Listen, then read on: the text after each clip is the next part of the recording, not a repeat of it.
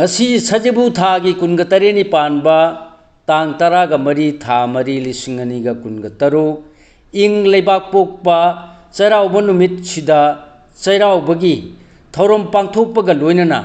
खुनाइदा इंग तप्पा नुंसी चानबा चौखटपा नुंगाइबा पिनबिरसनु हाइना creative presentations की माइकैदगी चैरावबगी याइफा पाउजेल पिजरी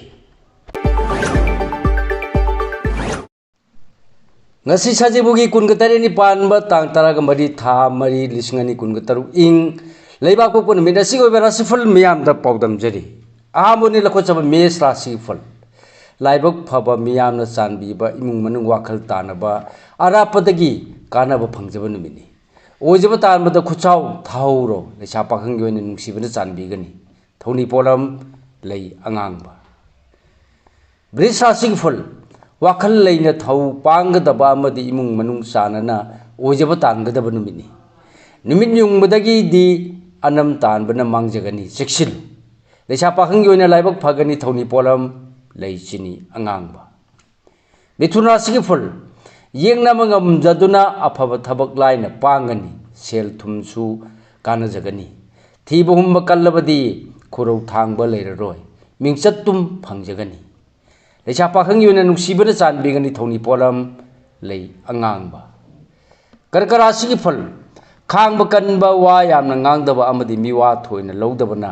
उकल ओइगदब नुमिनि नसा ननाय नत्रगा मियाम लोइनबा फै लेसा पाखंग योइना पुनिंग लैताना लैयु थौनी पोलम लैनापु किसमिस मथंगदा लोखचबा सिंगरासिगे फल निंगबा थुंगनी सादिंग हंथगनी मियामना यानमनाबा चच्चबना लाई गुरुना पेनबीगनी लौसिंग खरा सोली नोलुंगना चटपना ओइजगनी लेसा पाखंग योइना माइ पाकनी थौनी पोलम लेचिनी अंगांगबा कन्या राशिगे फुल निंगबा थुंगनी मिसंग हेंगतकनी अनौबा आसादा ताउजगनी असावबा फिंगबनदी नुंगाइफम खंगलोय अरंग अराग पिथोकन